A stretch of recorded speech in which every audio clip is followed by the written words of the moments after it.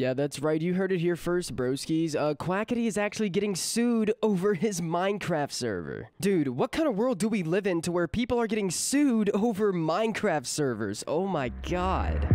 Getting sick of constant negativity, searching for some clarity. Try to switch my mind around, reversing the polarity and scuttle. Anyways, how's it going, broskies? It's your boy Lofi here, and yeah, it is true. Quackity might get sued over his Minecraft server. Clearly, somebody's butthurt over their house getting blown up. Jesus. Apparently, you know, he got called out a week ago and he made a whole apology and everything over poor working conditions on his Minecraft server project. Now, for those of you who don't know, he has this huge Minecraft SMP right now with like a shit ton of creators from all across the globe, and there's like some like crazy different language translation mod in there. Some people type in the chat in whatever language it is, they see it, whatever language that they can like read or speak or whatever, which is actually a really cool concept. But apparently there were some people who were supposed to get paid and they didn't get paid, and he made a whole apology video on this and everything. I've been notified about an ongoing situation regarding Quackity Studios, and I want to address it.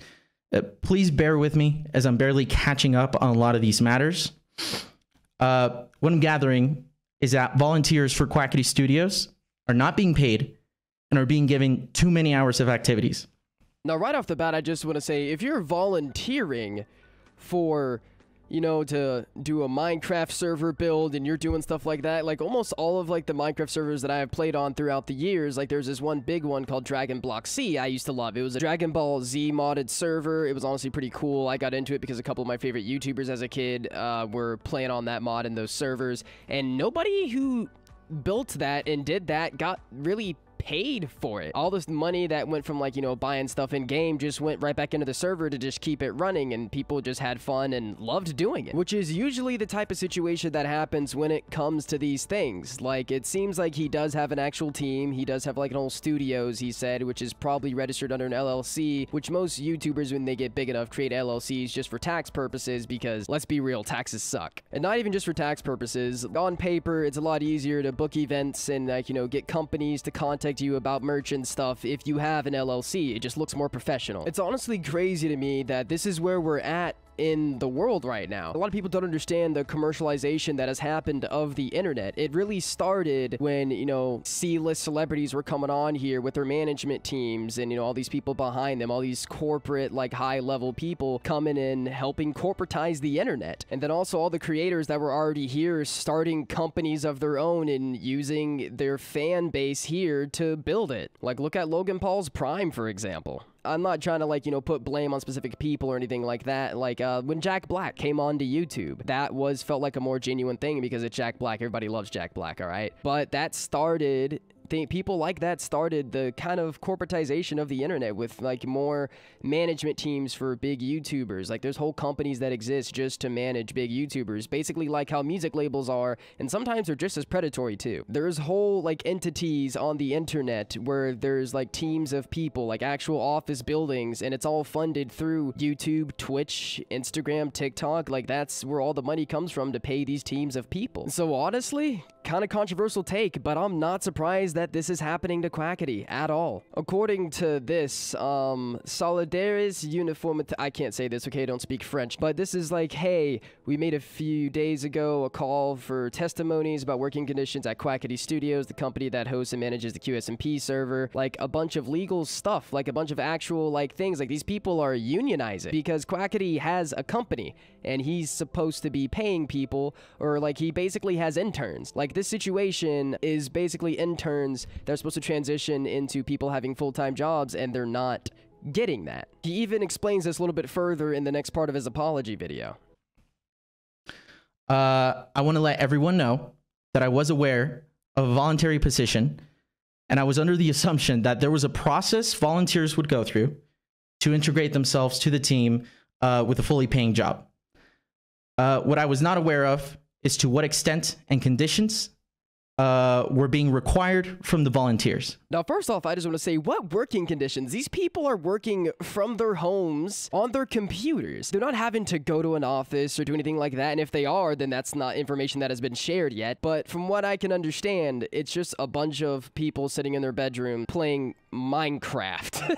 Like, I'm sorry, the whole working conditions part just seems so fucking laughable to me. Like, what horrible working conditions, bro? Are there OSHA violations? Did somebody drive the forklift with no seatbelt? Are people going mining without torches, bro? Oh my god, it's such horrible working conditions, man. Quackity sent me deep into the mines with no weapons and no torches, man. This is horrible. But in all seriousness, it looks like it was promised, hey, if you volunteer for this server, eventually, you know, as we grow and more creators join, you will have a job. You will have a full-time paying job with Quackity Studios, his company. And it seems like he didn't pay enough attention to what was actually going on, and people weren't getting the jobs they were promised, which in all honesty is a huge oversight on Quackity. Like, he is running a company at this point. Like how I mentioned earlier, there are whole companies that exist on the internet. Rooster Teeth was one of the biggest ones, and they just shut down after 21 years. It's hard to exist as a company on the internet because there is so many small liabilities like this. Because this all did start from just a bunch of people sitting in their bedrooms playing video games, vlogging, doing pranks. Like, it really did just start with a handful of people recording themselves having fun. And the thing is, it's not all like that anymore. Yes, of course, there's people still doing that. Hell, I'm still making videos for fun, talking, playing video games, but that's not the majority, I would say, of popular creators at the moment. A lot of people have whole management teams and people that they're paying now. There's companies now. It's not the same as it used to be. Shit, in an interview, Pokimane admitted that she spends like 10 to 20k a month just paying her staff to keep her streams and YouTube channels operating. Because if we're being real, Quackity is basically a CEO, all right, a founder, a creator of a company who created a project for people to consume for entertainment, and he enlisted people to make sure that this project could flourish and make him money, make other people money as they streamed and created content on this. This is a whole business, and he didn't treat it like a business because it's not something people have really had to think about before. This is something very, very new. Hell, the internet is still new. We're just now seeing YouTubers retire. YouTube and Twitch haven't been around long enough for us to see creators be like, hey man, I have ran through this job. I want to retire and spend time with my family, raise some kids, grandkids, all that stuff. And it's just now happening. I'm honestly surprised that something like this hasn't happened sooner. I mean, there has been instances with several small niche internet companies like, I don't know if you guys remember BuzzFeed. Yeah, BuzzFeed became one of those. They used to have a YouTube channel and like they got all big and then they got outed for a bunch of really, really horrible stuff, horrible contracts, a bunch of things like that. And now BuzzFeed is down the drain. But the thing is, they started off as a company. Like, that's what their whole thing was. They were like, hey, we're a company that creates this, this, and this. This is how it works. All right, cool. We have a whole HR department and everything. Quackity doesn't have that. This man's didn't really think that he would need to run Minecraft SMP like a company, but with the way that he built it up, he should have. Now, do I think that it's fair that he could be sued? Honestly, I don't really know how to feel about this situation because, in all honesty, it is a huge oversight on him, and the workers do have a right to good, I guess, working conditions, but also, at the end of the day, they were promised jobs, they didn't get those jobs. They were promised pay, and they weren't getting paid. Like, imagine, like, you know, you're studying in law school, and you have to intern as you're getting your degree, and, you know, you graduate law school, you're still in this internship, and they're like, oh, yeah, we're about to hire you soon, bro, just wait, and you keep waiting, and you keep waiting, and you keep waiting, and it's like, man, I'm not living in a dorm room anymore. I was promised a job. Where the f my money at? That's basically what's going on here. Now, do I think Quackity had ill intent in any of this? No, I don't think that Quackity is the type of guy to intentionally screw people over for his own personal gain. This doesn't seem like something that was intentional. It just really seems like a big oversight because of the corporatization of the internet at this point. Like, America is so behind when it comes to laws about internet stuff. There's so many countries that actually have certain laws and certain things regarding the internet and internet business, but America doesn't. It's something that is so unregulated, which is why it's so hard for like streamers and YouTubers to get out of predatory contracts with these management companies. And the thing is, the few laws that exist around the world about, you know, internet stuff, it's still very fresh and there's still not very many court cases about things like this. So honestly, this might set a huge precedent for internet companies as a whole. But if he has people working around the clock, like if these volunteers are expected to do insane amounts of work in order to obtain maintain that job, at a certain point it becomes, hey man, these aren't really hours that I can do. Like, I can imagine that, you know, if cities need to get built or like stuff needs to get coded for the mod or whatever, you know, these people want to get paid for their work eventually. Like, I'm not gonna sit here and do 12 hours worth of work 5 days a week just to not get what I was promised. Like, if a homie's promised a job or promised pay if they do X amount of whatever, they should get that. If you want my honest prediction, these French dudes might actually sue Quackity. I don't know if you guys have been paying attention to what the French have been doing recently, but man, they do not play about their pay and their retirement, bro. Like, I'm gonna throw a couple videos up on screen. Like, this is what's going on in France because they try to raise their retirement age from like 62 to 65. Like,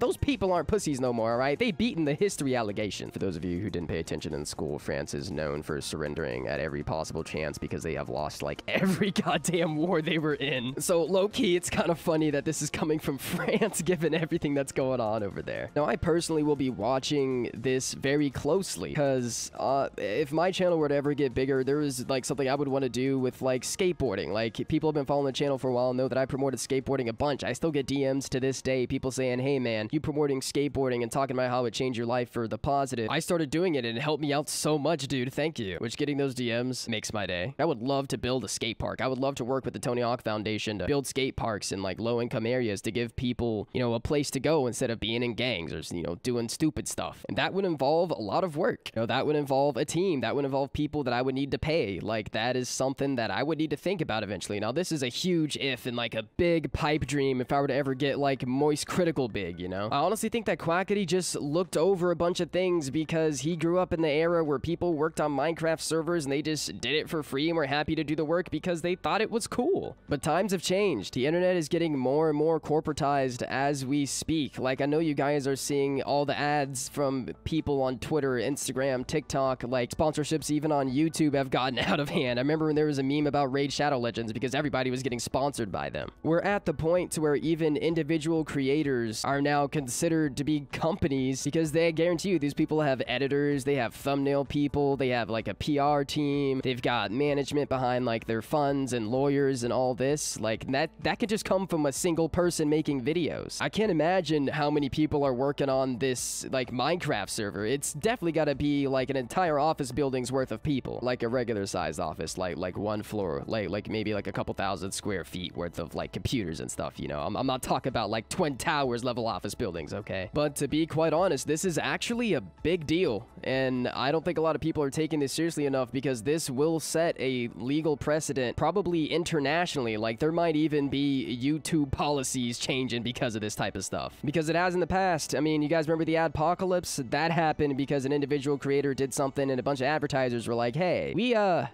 we don't really like what's going on with these specific people. We don't want our ads running on this. To this day, if I remember correctly, Coca-Cola still won't advertise on YouTube. You guys remember you used to see Coke ads on YouTube all the time? I don't know if they've returned or not. They may or may not have, but there was a point in time where they weren't on YouTube for years. I don't know, broskies. I'm gonna watch this very, very closely because I kind of want to see what happens with this. Anyways, moral of this video is, if you're going to do a really big project, make sure to steal all of the credit, okay? Don't pay anybody.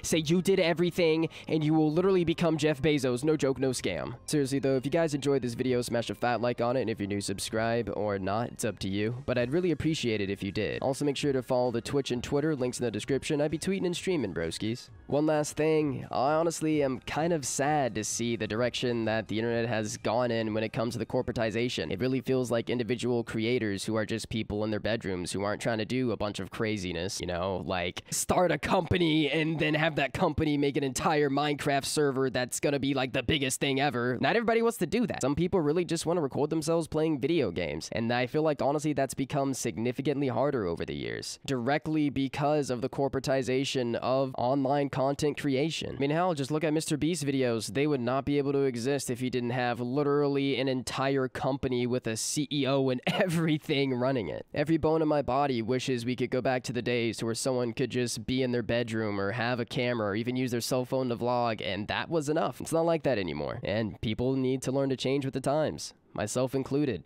We gotta adapt to survive, you feel me? Anyways, I've been yapping too long. I really hope you guys are all having a fantastic day. I've been Lofi. Peace out, broskies.